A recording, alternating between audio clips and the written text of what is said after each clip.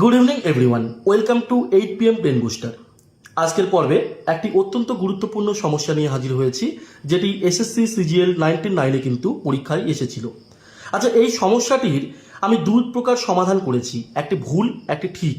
কেন ভুলটি করেছি এর কারণ হচ্ছে ম্যাক্সিমাম পরীক্ষার্থী পরীক্ষার হলে এই সমাধানটির ভুল প্রসেসটি বেছে নেয়। কীরকম দেখাচ্ছি, রুটের মধ্যে রয়েছে 1+25/144 এবং রাইট সাইডে 1+x/12। সেক্ষেত্রে আমাকে এক্স এর ভ্যালুটা বের করতে হবে। তাহলে আমাদের খুব সহজভাবে মনে হয়, স্যার আমরা তো পারি 1-এর বর্গমূল 1, 25-এর 5, 144-এর 12 লিখে দিলাম। ডান দিকটায় যা আছে তাই, বোথ সাইড থেকে আমি যদি 1টাকে এলিমিনেট করি এবং একইভাবে 5/12 = x/12, তাহলে 12গুলোকেও এলিমিনেট করি, তাহলে x = 5 পেয়ে যাচ্ছি এবং অপশন সিতে কিন্তু 5 রয়েছে। সম্পূর্ণ ভুল মেথড এটি।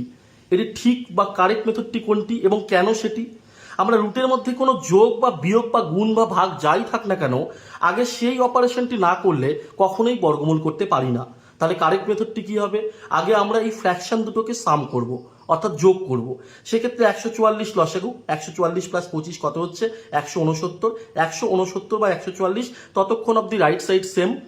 169-এর বর্গমূল 13, 144-এর 12, ডান দিকে সেম রয়েছে। 13/12 আমরা যদি একটাকে ডান দিক থেকে বাদিকে নিয়ে যাই মাইনাস হবে, তাহলে 13/12 - 1 = x/12। অর্থাৎ আমরা 13/12 থেকে 1 মাইনাস করলে পেয়ে যাচ্ছি 1/12। ডান দিকে আমার x/12 রয়েছে, 12 কেটে গেলে x = 1। অর্থাৎ এক্ষেত্রে কিন্তু আমার অপশন এ একদম সঠিক উত্তর। আশা করি সকলের বোঝা গেছে। ধন্যবাদ।